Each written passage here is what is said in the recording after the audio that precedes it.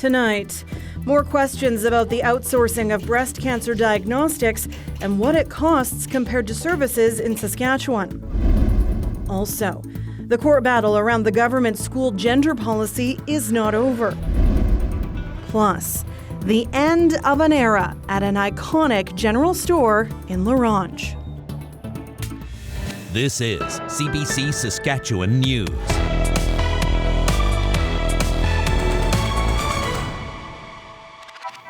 It is Monday, December 4th, and the CBC Saskatchewan News starts right now.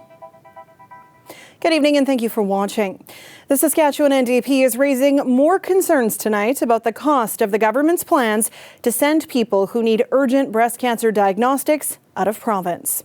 Saskatchewan has contracted a private health company called ClearPoint based out of Calgary.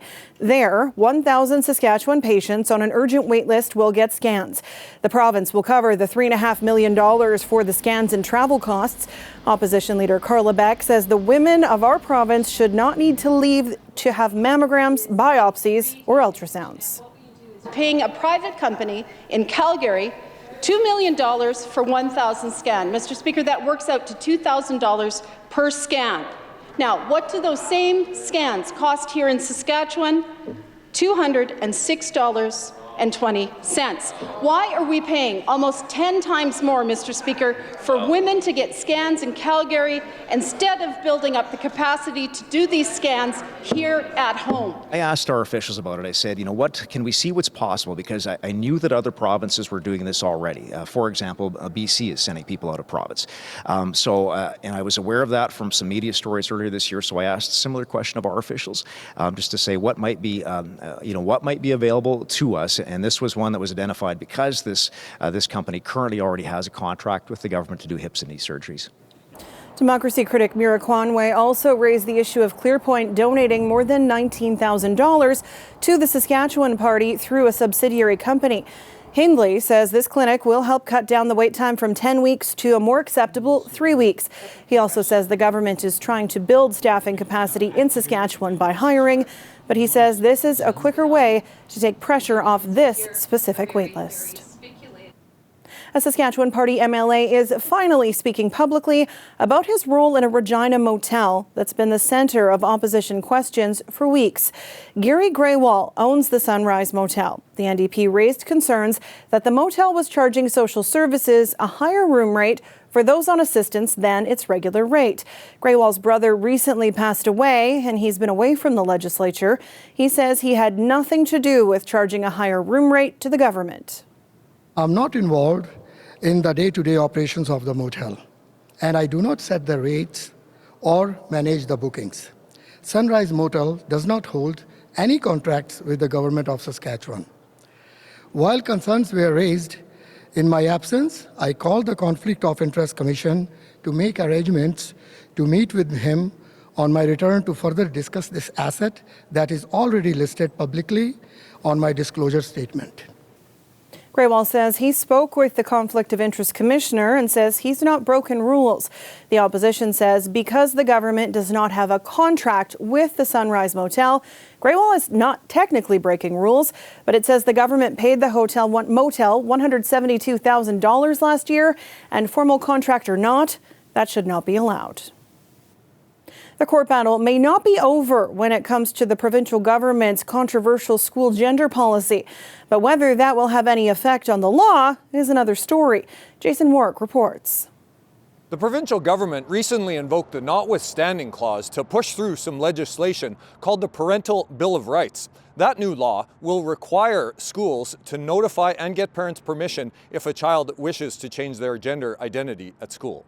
One advocate admits the notwithstanding clause trumps their previous legal argument, but he says they've amended their legal claim. They argue the law amounts to cruel and unusual punishment of a vulnerable population. So I hope that we can all stay focused on why we're doing that, which is just to try to make sure that all students in Saskatchewan and across the country, of course, is similarly a hope of ours that all students in the country have the ability to attend school in a safe and inclusive way. The case will be heard in January, and they're still hoping to strike down the law. we're also saying that even though the government has used the notwithstanding clause, the court should still rule on whether the substance of the legislation, what we were originally challenging as the policy, violates the charter rights of young people. Saskatchewan's Justice Minister says they will defend their position. We've always said that we'll do everything that we need to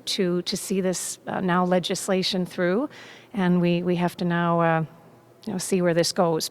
AIR says they'll use every tool available to protect parents' rights and dismiss the claim that the law constitutes cruel and unusual punishment. Jason Warwick, CBC News, Saskatoon. Premier Scott Moe is in Dubai this week, taking part in the annual United Nations Climate Change Conference. This morning, Federal Minister of Environment and Climate Change, Stephen Guilbeault, announced new plans to lower methane emissions in the oil and gas sector. The federal government says, in addition, 50 oil and gas companies have pledged to reduce their methane emissions by 80 to 90% by 2030. Saskatchewan's Justice Minister, Bronwyn Eyre, says the proposed regulations infringe on the province's jurisdiction over its natural resources and violate an agreement on methane reductions between the province and Ottawa. Another very strong instance of federal government overreach is our initial response. More uncertainty and really no collaboration. Eyre says they amount to a production cap on oil and gas. The federal government plans to meet with provincial and territorial governments and industry starting in 2 weeks to discuss the regulations. The City of Regina's struggling municipal events corporation is back in the news. Late last week, the former chair of the removed board spoke out in a statement. Today, we thought it was time to take a deeper look at the issues facing Regina Exhibition Association Limited, or REAL. Alexander Kwan brings us that story. The City of Regina has a real problem. What to do with Regina Exhibition Association Limited. In the last month, Council has fired REAL's board and replaced it with city staff. Many members of Council say trust was gone for those in charge. Some even floated dissolving the organization altogether. But the issues here go back years, and they aren't going away. REAL currently carries $17 million in debt. A chunk of that comes from the construction of Mosaic Stadium. The organization took on that debt at the direction of Council. Like everyone, REAL's ability to make money was severely impeded by the COVID-19 pandemic. A report presented to Council last month showed REAL's business model probably won't make enough to pay off what it owes. It's a problem the mayor admits the city will have to deal with one way or another. We've got debt that needs to be cleared off. You've got assets which are yours. Take them off of REAL's books. They never should have been there. They're the city's assets, with due respect. That's just the tip of the iceberg. REAL has repeatedly deferred necessary maintenance for the buildings it operates, the Brand Center, the Cooperator Center, and Affinity Sportsplex. Back in 2019, maintenance was estimated at $44 million. Inflation means the number is likely much higher. Playing catch-up, then maybe council needs to get real. There's also another cloud looming. REAL accessed $7.5 million in the Canada Emergency Wage Subsidy during the pandemic. That's currently being audited by the federal government. It's not a sign of wrongdoing, but REAL could be forced to pay some or all of it back. When you combine that with the allegations floated last week by the outgoing board chair that some councillors interfered with lease negotiations, asked for free tickets to concerts, and even a job, there's more than the financial pressures that need to be dealt with. Alexander Kwan, CBC News, Regina. Parts of our province woke up to a fresh blanket of snow today, but that's something that's been rare for this fall for many of us. And while some are enjoying a warmer and drier fall, farmers are hoping for relief. Tyreek Reed has more.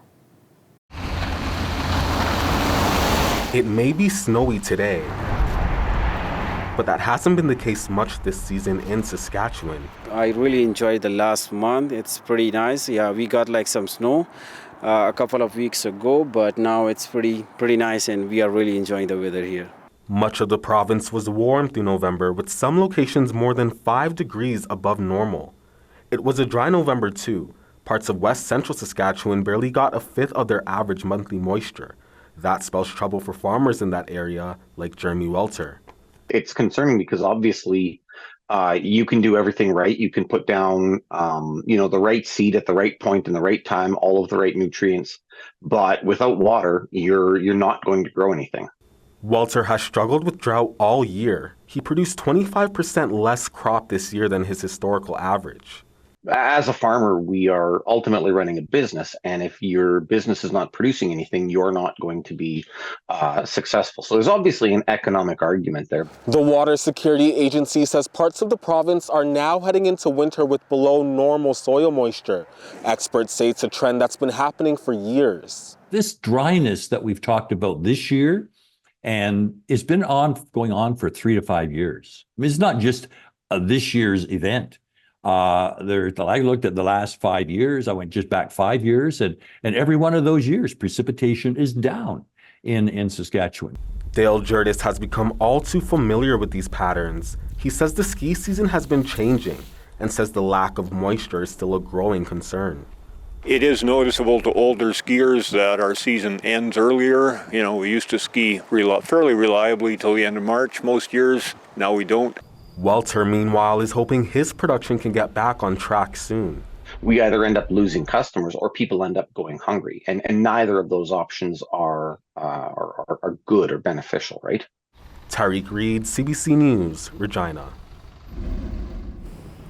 Well, it did escalate quickly. People in southern Saskatchewan did wake up to a nice blanket of snow this morning, but it's already melting because, the temperature was nice and there's not a lot of wind. So it was actually kind of nice, unless you're shoveling.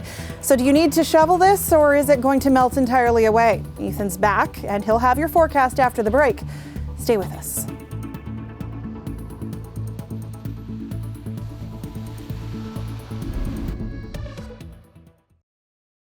This weather update is brought to you by Mercedes-Benz Regina, proud member of the Capital Automotive Group.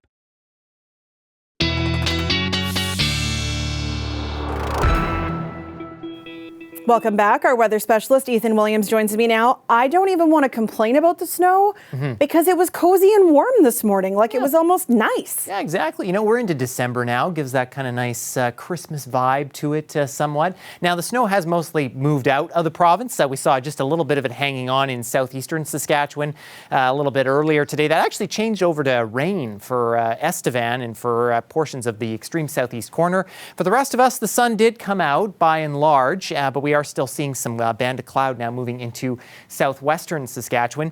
These totals are as of about 7:30 this morning, so keep in mind, especially the further southeast you went, it was still snowing after that point, but pretty much 1 to 3 centimeters in a lot of locations, including as far west as the Lucky Lake area and Conquest, just south of Saskatoon. Saskatoon yourselves, you were spared from any of the moisture, but we definitely need the moisture because, as you can see, this is from September, October, and November, all of meteorological fall. A lot of us not even getting half of our average moisture during that 3-month period. And those that did get over that, including Regina, thanks to the snow that we've had, still not at 100% of average or over that amount. And temperature-wise, it was also quite a warm meteorological fall as well. The 3 months, September, October, November, trending especially warmer the further north you went, or at least above average more there, and that meant that it was the second warmest meteorological fall in 58 years in La Ronge and the warmest in 46 years in the Key Lake area, even warmer to the northeast from there. I think warm is going to continue to be a trend over these next couple of days, especially in southern Saskatchewan. We have a ridge building in here, and you see these darker colors starting to move in, keeping things warm over these next 2 days before that starts to break down and some cooler temperatures below freezing start to move back in. Now, tomorrow, though, I think actually we'll start to see temperatures warm up in the southwest corner overnight tonight. And as we head through the day tomorrow, these are temperatures pretty close to 10 degrees above freezing in western Saskatchewan, where it should be closer to -5 this time of year. A little bit cloudy to start the day tomorrow, but south and central should be getting some clearing by the afternoon. Small system moving through the north of the province as we head through the afternoon and evening tomorrow, maybe only about 2 to 3 centimeters of snow there. Our next weather maker going to come our way on Thursday after a sunny day Wednesday. That could bring some rain or even freezing rain to portions of southeastern Saskatchewan, including Regina. For Saskatoon and company in western Saskatchewan, likely looking at snowfall there, possibly the first significant snowfall you've seen in a while. For Regina, though, next couple of days here, trending quite warm, and then that system moves in Thursday. And on the other side of that, temperatures begin to drop off just a little bit below freezing, maybe a couple of nights in the minus double digits there, and a little bit windy on Monday as well of next week. For Saskatoon, though, next couple of days, quite nice. Definitely well above seasonal, and then that system moving in maybe 2 to 4 centimeters there before we see those cooler temperatures on the other side. So Regina seeing lots of that snow. Sam, might just be Saskatoon's turn here. Saskatoon's precipitation seems a little more gentle than Regina's. Yeah, it's a little less aggressive. Thanks, Ethan. You bet. A kangaroo that was on the lam east of Toronto for 3 days has been apprehended. Police say the marsupial was caught early this morning in Oshawa, where she was first spotted on Friday. She escaped by jumping over the heads of handlers last week while being transferred from Oshawa to a zoo in Quebec. The kangaroo, who's about 4 years old, will now stay at the zoo in Oshawa until she's deemed ready to continue her journey. We'll see if she makes it. We'll be back after the break.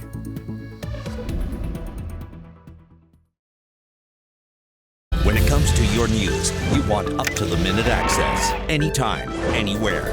Get the facts straight from the source. Download the free CBC News app or visit cbcnews.ca for news you can trust.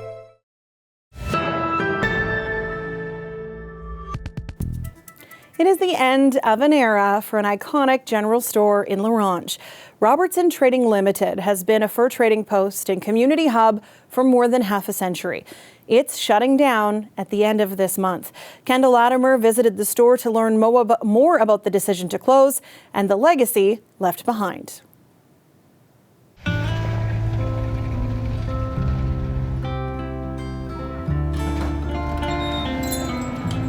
Robertson Trading is a general store, but it's more like a museum, a time capsule of the North, where animals, artwork, and antiques can be found from floor to ceiling. Anybody that wants a taste of northern Saskatchewan and the fur trade that was so important to northern Saskatchewan gets a taste of that at Robertson's. So all the carvings you see on the wall are all done by Aboriginal people. All the beadwork is done by local Aboriginal people. The collection has been built up over more than half a century. We're not just buying it and selling it to make a buck. You'll see 100 not for sale signs on stuff in the store. And the reason for that is we think that stuff should get some attention. But now the future of the collection is uncertain. Is Ted in there? As Scott Robertson prepares to close down the iconic shop. This isn't a decision he's making lightly. It's misery. This stuff keeps me up at night. I do not feel good about this in any way, shape, or form. My head says do it, my heart says don't. Scott has lived and breathed the store his entire life. The legacy is that, my father and mother, a couple that came to this store with nothing but dust in their pockets, could work hard and make a life. Before moving to La Ronge, Alex Robertson spent years living in different northern communities. He was a professionally trained fur grader. Worked for the Hudson's Bay Company for 22 years and then struck out on his own and became what's called a free trader or an independent trader. In 1967, Alex and Phyllis and their 4 children settled in La Ronge, a small town on the edge of the Canadian Shield. They bought a tiny shop called the La Ronge Grocery Store. We lived in the back of it, no running water, bad heat, full of mice, but that was how my parents got their start. So in that little shack of a store, they worked 7 days a week, 12 hours a day, side by side. About 7 years later, they built a brand new building and named their store Robertson Trading Limited. The fur trade was big business. There was 4 fur buyers in this town when I was a kid, and it was cutthroat competition among all of them. Trappers would take their parcels to every single fur buyer, get and take the best price. Scott says his dad could read beaver skins like the pages of a book. And working alongside his dad, Scott learned the craft. I don't think I've ever been more than arm's length away from a pile of fur in my lifetime since I was a child. I like to have tanned fur around. I mean, I can hardly walk by a pile of beaver skins without petting them. But even though Scott was drawn to fur and northern life, he never intended to make the store his life's work. And Scott left L'Orange with his partner, Karen. We were high school sweethearts, and we both went away to university. I became a teacher, and he became a business person, and our plan was actually to head towards Calgary, but we ended up here because his mom and dad needed some assistance with the business.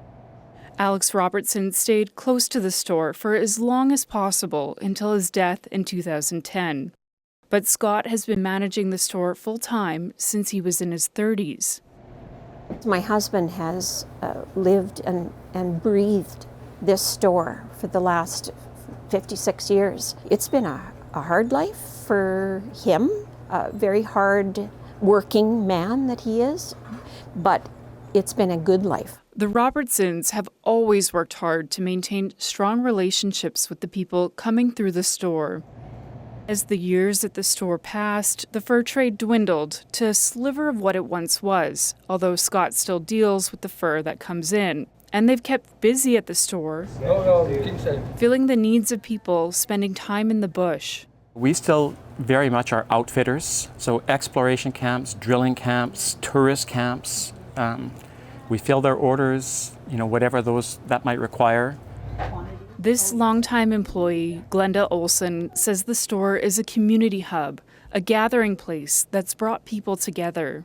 Some other places you go to, it's always rush, rush, rush. And here, they just stand around and they chit-chat and talk to each other, catch up, and they'll say, okay, we'll meet again in a year or so. And when it's gone, I can't even imagine the hole that it's going to leave. Scott loves the store. He's tormented by the thought of retirement and has been pushing it back for years, although he understands why it's time. What's the alternative, Do you work till you've had your first heart attack? I have family members that could do this, but they're not interested. And it's hard to sell, a legacy like this. So you sell it to somebody who's going to do it badly. I'm still going to live in this town. I'll still be driving by the front door every day. And so the shop will shut down at the end of December. We will sell off the inventory. We'll sell off the building eventually. I'm not in any hurry to do that. But for me, and this is not probably a rational decision, it's better for me to close the store and Robertson Trading dies with me. As for the collection in the store, the Robertsons would like to see it put on display in L'Orange for the community and their family's legacy. Kendall Latimer, CBC News, L'Orange.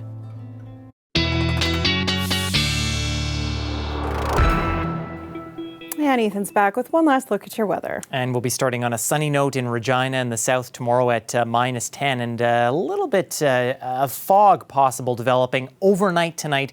Just keep that in mind for your morning commute. By the noon hour, a little bit of cloud cover building in, but the temperature will rise pretty rapidly. We'll be at -2. Those winds picking up a little bit from the southeast, close to 40 kilometers an hour, so a little bit breezy here and there. For Saskatoon, fog not as much of an issue for you folks, but with a little bit of wind tomorrow morning, could feel closer to -17 with the wind chill. And then again, things quickly warming up, looking for a high of 4 in Saskatoon tomorrow afternoon. Now, speaking of the Bridge City, this beautiful shot taken by Patricia on the balcony of her building. The sunrise yesterday morning as people were getting up and getting started on their day. So maybe no snow on the ground in Saskatoon, Sam, but some nice frost on the trees. Oh, their time will come, Ethan. Very soon. Their time will come. Thanks. And that's it for us tonight. For news anytime, you can always head to our website, subscribe to the CBC Saskatchewan YouTube channel, or download the CBC News app. Thanks so much for watching, and have a great night.